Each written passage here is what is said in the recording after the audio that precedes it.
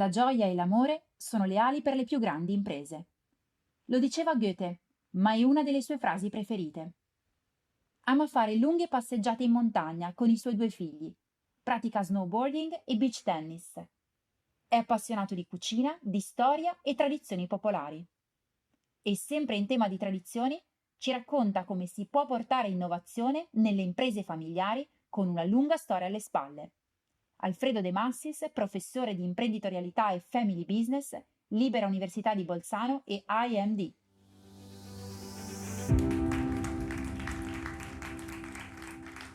Buongiorno a tutti, è un piacere essere qui e inizierei subito dicendovi che molto spesso noi come persone, come individui, tendiamo a fare delle assunzioni circa il funzionamento della famiglia e tendiamo ad applicare queste assunzioni anche al funzionamento dell'impresa.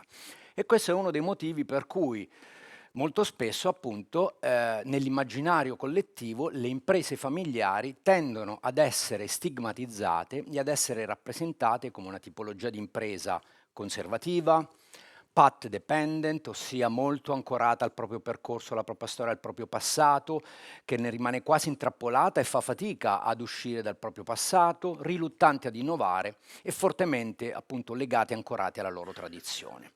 Quindi questa è un po' la visione che molto spesso ci capita con cui ci capita di confrontarci quando pensiamo al family business come tipo di impresa.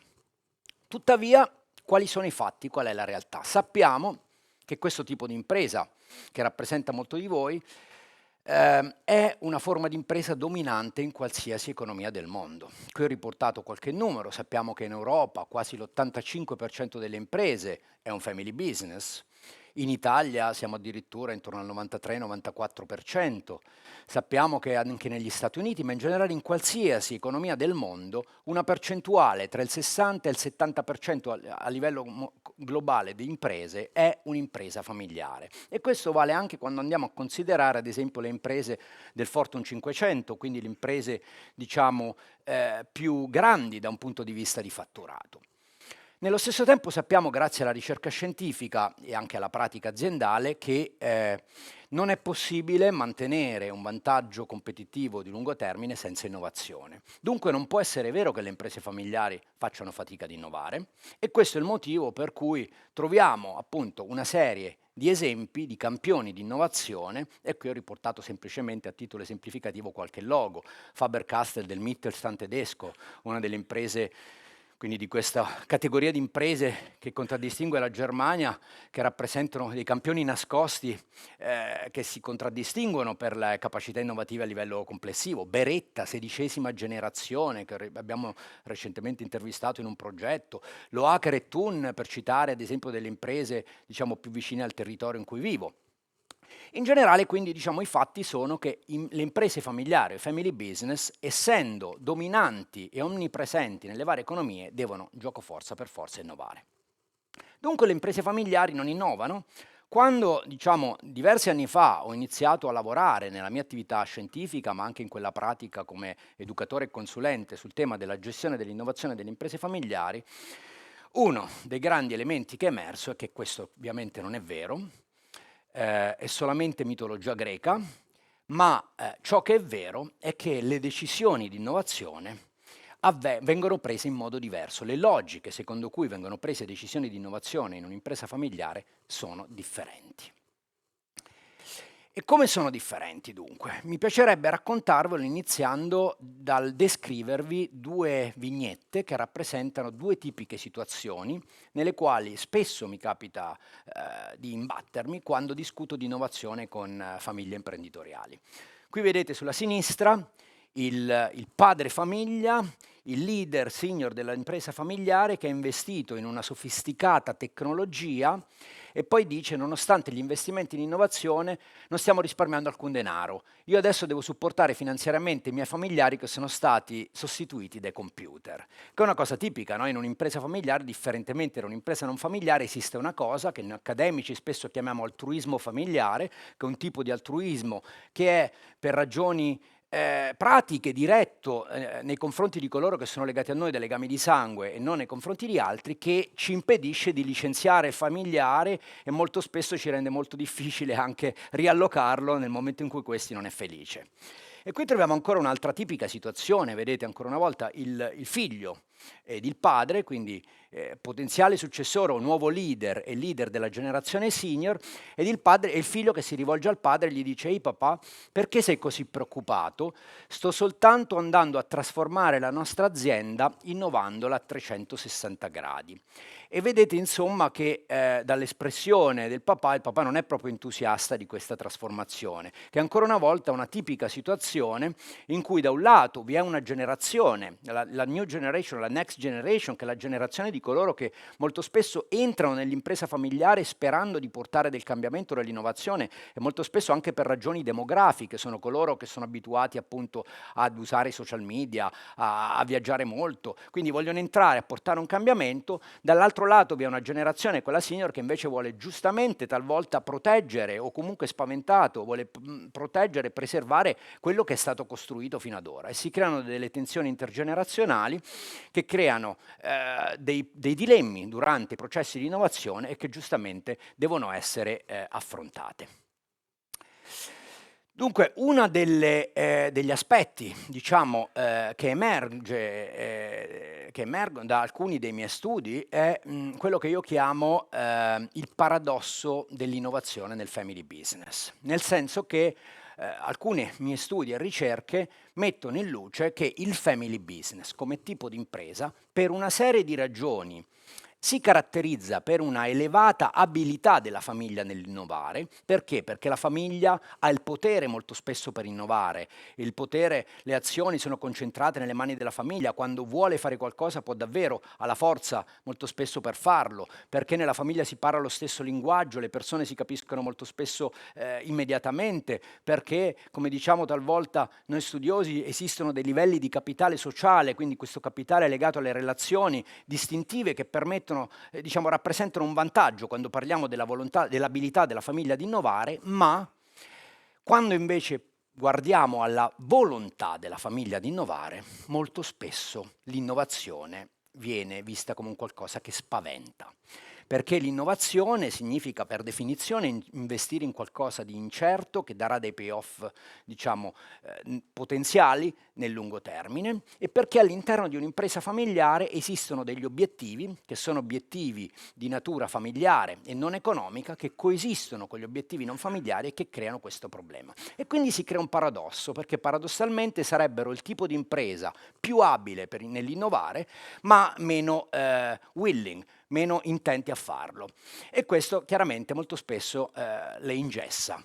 Ed è che ad esempio emerge chiaramente da questo virgolettato di questo componente della terza generazione di questa impresa di Verona, produttori di caffè, che durante una delle diverse conversazioni con me mi ha detto: è davvero frustrante essere riconosciuti per la nostra capacità di gestire complessi progetti di innovazione e realizzare che il nostro contesto organizzativo riduce l'inclinazione al cambiamento. Quindi in qualche modo lui stava esprimendo una sorta di frustrazione legata a questo paradosso.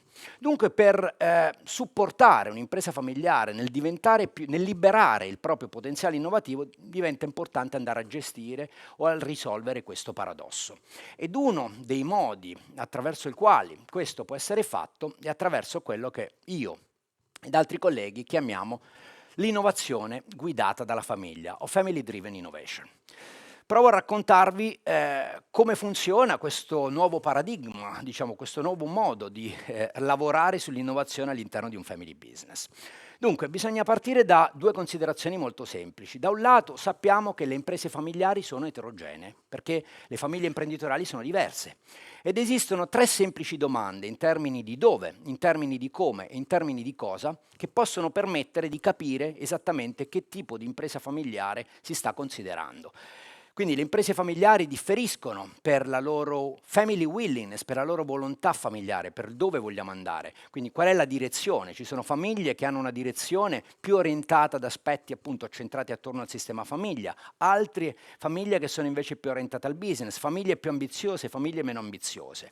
Ma le famiglie differiscono anche per la loro abilità in termini di discrezione, di potere della famiglia, perché vi sono famiglie che hanno un livello più elevato di potere, ad esempio quelle famiglie nei quali i board sono unicamente costituiti da familiari, ci sono viceversa delle famiglie nelle quali invece il livello di potere è magari più vincolato. Pensiamo al caso in cui si hanno degli esterni che giustamente molto spesso devono dare dei consigli che vanno chiaramente negli interessi dell'impresa, o dovrebbero.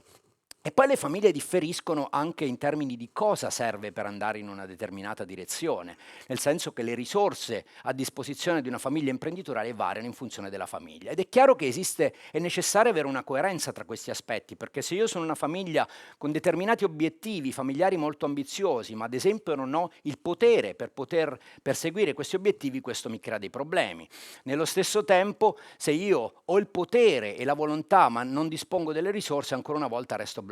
Quindi è importante capire che tipo di impresa familiare si sta considerando. Nello stesso tempo anche le decisioni di innovazione, le decisioni strategiche legate all'innovazione sono eterogenee, perché le innovazioni cambiano e anche in questo caso esistono 3 semplici domande in termini di dove, in termini di come e in termini di cosa, che possono permettere di mettere a fuoco il tipo di decisione di innovazione che si vuol prendere. Perché un tipico aspetto è dove cercare le conoscenze e le risorse per innovare, il cosiddetto locus dell'innovazione. Quando io voglio innovare posso decidere di andare a ricercare molto lontano dai miei domini di competenza attuali o più vicino. Un altro aspetto è quello legato al come vogliamo gestire il processo di innovazione. Quindi se il processo lo vogliamo gestire ad esempio in maniera chiusa, facendo tutto internamente, oppure in maniera più collaborativa, attraverso la cosiddetta open innovation.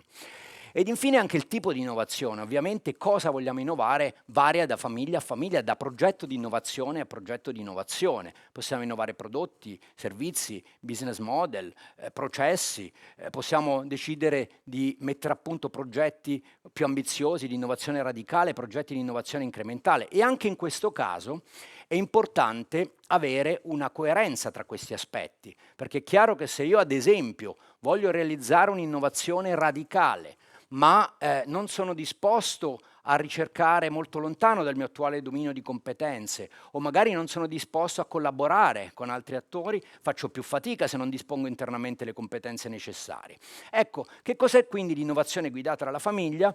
L'innovazione guidata dalla famiglia ci dice che l'innovazione tipicamente funziona nel contesto del family business quando le caratteristiche dell'impresa familiare fittano bene con le specificità del processo o delle decisioni di innovazione. E in questo articolo, che insieme ad altri colleghi abbiamo pubblicato su una rivista scientifica, però anche indirizzata a manager, chiamata California Management Review, una delle cose che facciamo vedere è studiare un'impresa familiare italiana nel settore dei semiconduttori che inizialmente soffriva di quel paradosso dell'innovazione che la rendeva particolarmente ingessata, ma attraverso una serie di decisioni strategiche riesce a garantire questo fit tra caratteristiche della famiglia e specificità delle decisioni di innovazione che consente di renderla innovativa e illustriamo o dimostriamo questo attraverso una serie di elementi concreti nella realtà di questa impresa.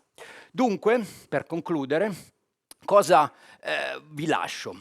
Vi lascio con le seguenti considerazioni. In primo luogo, l'innovazione è un passaggio obbligato per qualsiasi impresa.